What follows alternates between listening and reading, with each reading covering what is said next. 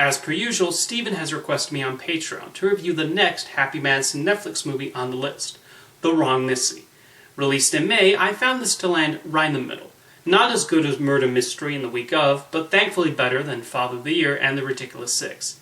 It's a perfectly average experience, and I give a large amount of the credit for that to Lauren Lapkus. Playing the titular Wrong Missy, she is one of those comic actresses who seems to dive headfirst into whatever role she plays, and I do think she's able to elevate the material she's given.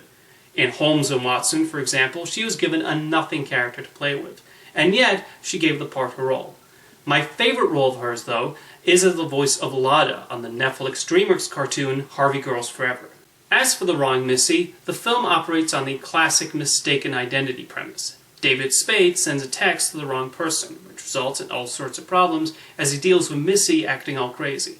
For the most part, the film stays fairly run-of-the-mill, as all sorts of shenanigans ensue, a good amount of which are not anything all that amusing. We get a lot of the expected crude humor and a particular emphasis on dick jokes. There are a lot of jokes about men's private parts in this movie, and the filmmakers probably could have lessened the number a tad. The Wrong Missy also exists partly to make a hopefully funny movie, and partly so that the cast can have a vacation in a beautiful resort. How many Happy Madison productions involve characters going on a holiday either as the main premise or as a plot point? I think we're up to 14 now. With that said, both David Spade and Lauren Lapkus do work off each other okay. They're definitely trying their best, and we do understand Spade's annoyance with Lapkus, and even his eventual warming up to her. Lapkus is required to do the most, though. She goes all out in portraying Missy's unhinged personality, and she does show an ability at pulling off the needed faces. Funnily enough, one thing she does as Alada on Harvey Girls Forever is whenever the character gets really excited and pumped up, her voice gets deeper. And Lapkus does the same thing at a few points in The Wrong Missy, so I found that amusing. There's a part in the movie where we're supposed to sympathize and feel bad for her. Logically, after seeing her behavior up to that point, we should be thinking, wait, why should we feel bad for her? And yet, because Lapkus is able to sell it, I admit I felt sorry for her.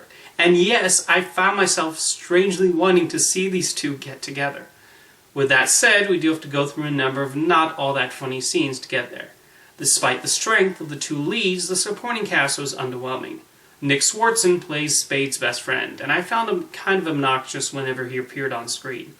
Rob Schneider also has a cameo as a resort employee who takes Spade's company out to see sharks, and in typical Schneider fashion, he's playing a different ethnicity. Is there a rule that says Schneider's supporting or cameo roles in Happy Madison productions have to be other ethnicities? The rest of the characters also did not leave too much of an impression. The Wrong Missy really belongs to David Spade and Lauren Lapkus, and they do turn the film into something mildly diverting. After I upload this video, I'm probably not going to think about it much, but it does the job of being a 90-minute distraction for a while, as stupid and lowbrow as it is. My main hope is that serves as a jumping-off point for Lauren Lapkus to get more leading roles in the future, because she is a very funny comedian, whether she's voicing an animated character or even portraying a control room operator in Jurassic World. Yes, that was her sitting next to Jake Johnson in that movie.